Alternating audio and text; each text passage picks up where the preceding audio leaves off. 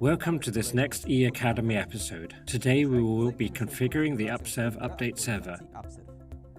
We will show you how to configure the program that makes it possible to replace the firmware of selected devices manufactured by SATEL without having to use any cables.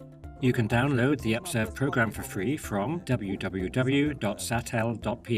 This server enables the firmware to be remotely updated via GPRS and, in the future, also via Ethernet. Such process of firmware replacement can be carried out in groups of devices of a given type or in individual modules. Now, what do we need to configure the update server?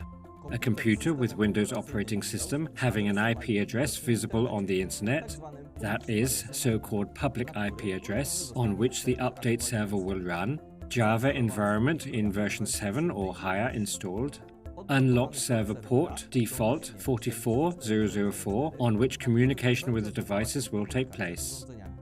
Important note: given the number of network connections opened, working in Windows Server environment is recommended. The UpServ program should be installed using the account of a user with administrator rights. Start the update server administration panel. It is used to configure the server and manage the devices that use it. First, open the Server Configuration tab. The Listen port field should contain the number of TCP/IP port on which communication between the devices on the server will take place. The number 44004 is set by default. The Restart Server function is also available in the tab.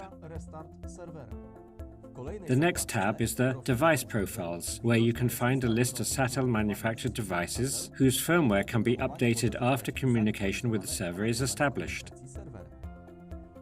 After selecting the device type, a list of firmware versions available for this type of device will be displayed. Additionally, you can use the Add New Version button to add new versions of the firmware for the selected module.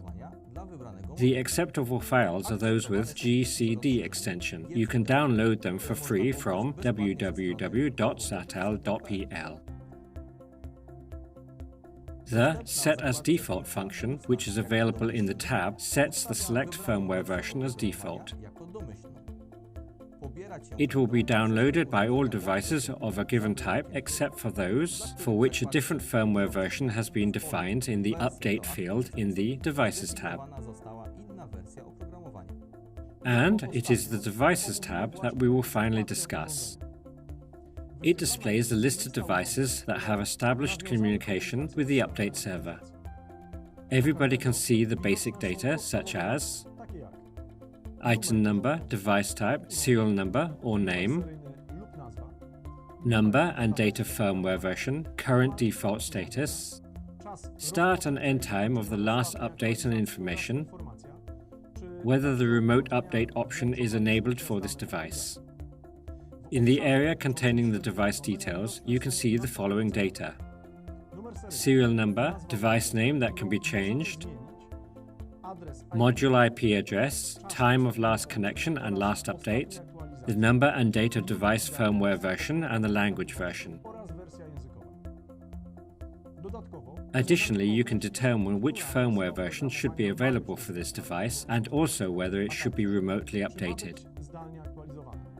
In the next episode, we will present operation of the update server based on the example of GPRS T6 module. Thank you for your attention. We invite you to watch upcoming episodes of the eAcademy. See you soon.